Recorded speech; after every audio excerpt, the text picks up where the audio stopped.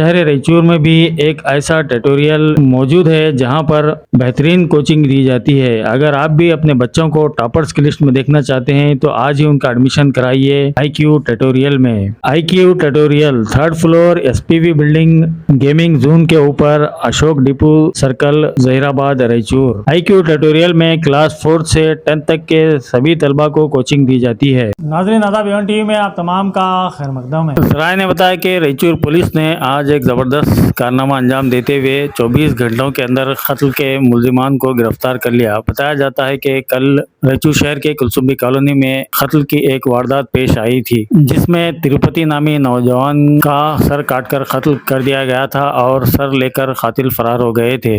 इस सिलसिले में तिरुपति के वालिद यंकोबा ने वेस्ट पुलिस स्टेशन में मुकदमा दर्ज कराया था, जिसको 72/26 column 103 bracket 1 332 bracket A 238 BNS 2023 के तहत मुकदमा दर्ज कर लिया गया था। इस सिलसिले में जिला SP अरुणांश गिरी की रहनुमाई और हिदायत पर और एडिशनल SP 1 और 2 की रहनुमाई में पुलिस टीम ने कत्ल के 2 मुल्जिमान आवेश सन्नफ लक्ष्मण नायक उम्र 25 साल साकिन कुलसुम्बी कॉलोनी और राजू उम्र 25 साल कुलसुम्बी कॉलोनी, इन दोनों मुल्जिमान को गिरफ्तार कर लिया और उनके पास से लाश का सर भी जब्त कर लिया। बताया जाता है कि मकतूल और मुल्जिमान के दरमियान दुश्मनी थी और मोबाइल को लेकर एक झगड़ा हुआ था, जिसकी वजह से ये कत्ल की वारदात अंजाम दी गई। इब्तिदाई तहकीकात के बाद ये बात सामने आई है। कत्ल की इस वारदात को 24 घंटों के अंदर सुलझाने पर CPI Umesh Kamble, PSI Sarnaveeresh, PSI Prakash Dambal, PSI Lakshmi Devi, PSI Sunil, PSI Mohammed Isaq, PSI Basavaraj, ASI Basavaraj, ASI Srinivas, ASI Jagannath, CHC Mohammed Rafi, CPC Chandru, CPC Mallappa, CPC Arun Kumar, HC Amaresh, APC Mallanagouda, CPC Appanagouda, CPC Sharan बसवा, CPC Shivanand, CPC दड़पति, HC Jafar Sadiq Hussain, HC Shridhar Reddy, HC Channappa, HC Nizamuddin की इस टीम को जिला SP ने मुबारकबाद पेश की। अवाम ने भी पुलिस की इस कारकर्दगी की सताइश की। ವೆಸ್ಟ್ ಪೊಲೀಸ್ ಸ್ಟೇಷನ್ನಲ್ಲಿ ನಿನ್ನೆ ದಿನಾಂಕ ಒಂದು ಮರ್ಡರ್ ಕೇಸ್ ರಿಜಿಸ್ಟರ್ ಮಾಡಲಾಗುತ್ತದೆ 21 ಜೂನಲ್ಲಿ.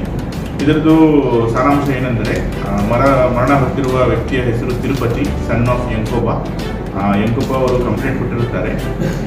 ಈ ತಿರುಪತಿ ಅವರು ಸುಮಾರು 3 ದಿನಗಳ ಹಿಂದೆ ಇವರ ಕೊಲೆ ಆಗಿರುತ್ತದೆ.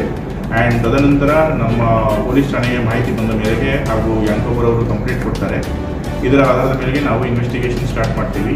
ಆ್ಯಂಡ್ ಮಿಸ್ಟರ್ ತಿರುಪತಿ ಅವರ ಸಂಬಂಧಿಕರು ಹಾಗೂ ಅವರ ಫ್ರೆಂಡ್ಸ್ ರಿಲೇಟಿವ್ಸ್ ಎಲ್ಲ ವಿಚಾರಣೆ ಮಾಡ್ತೀವಿ. ಇದರಲ್ಲಿ ನಮಗೆ ಇಬ್ಬರು ಶಂಕಿತರ ಮೇಲೆ ಒಂದು ಸ್ವಲ್ಪ ಖಚಿತ ಬರುತ್ತೆ. ತದನಂತರ ನಾವು ಅವ್ರಿಗೆ ಡೀಪಾಗಿ ಇನ್ವೆಸ್ಟಿಗೇಷನ್ ಮಾಡಿದಾಗ ಅವರು ಶ್ರೀ ತಿರುಪತಿ ಅವ್ರಿಗೆ ಕೊಲೆ ಮಾಡಿರ್ತಾರೆ ಅಂತ ಅವರು ಒಪ್ಪಿಕೊಂಡು ಇದ್ದಾರೆ. ಆ್ಯಂಡ್ ನಾವು ಇವಾಗ ಅವ್ರದ್ದು ಇನ್ವೆಸ್ಟಿಗೇಷನ್ ಕಂಟಿನ್ಯೂ ಮಾಡಿಕೊಂಡು ಮಹಜರ್ ಪಂಚನಾಮ ಸೀಸರ್ ಎಲ್ಲ ಮಾಡ್ತಾ ಇದ್ದೀವಿ. ಆ್ಯಂಡ್ ಹೇಳಿಕೆ ಕೂಡ ಪಡೆಯುತ್ತಿದ್ದೇವೆ. ತದನಂತರ ಇಬ್ಬರು ಆರೋಪಿಗಳನ್ನು ನಾವು ನ್ಯಾಯಾಧೀಶರ ಮುಂದೆ ಪ್ರೊಡ್ಯೂಸ್ ಮಾಡಿ ಅವ್ರಿಗೆ ಜುಡಿಷಿಯಲ್ ಕಸ್ಟಡಿ ಕೂಡ ಕಳಿಸೋದಕ್ಕೆ ನೆಕ್ಸ್ಟ್ ಕ್ರಮ ಕೈಗೊಳ್ತೀವಿ. ಆರೋಪಿಗಳ ಹೆಸರುಗಳು ನಂಬರ್ 1 ಆರೋಪಿ ಅವರ ಹೆಸರು ಆವೇಶ್ ಆ್ಯಂಡ್ ನಂಬರ್ 2 ಆರೋಪಿ ರಾಜು. ಆವೇಶ್, ರಾಜು ಮತ್ತು ತಿರುಪತಿ ಇವರು 3 ಜನ ಫ್ರೆಂಡ್ಸ್ ಹಾಗೂ ದೂರದ ಸಂಬಂಧಿಕರು ಇರ್ತಾರೆ. ಇವರು 3 ಜನ ಕೂಡ ಒಟ್ಟಿಗೆ ಊಟ ಮಾಡೋದು, ತಿಂಡಿ ಮಾಡೋದೆಲ್ಲ ಮಾಡ್ತಾ ಇರ್ತಾರೆ.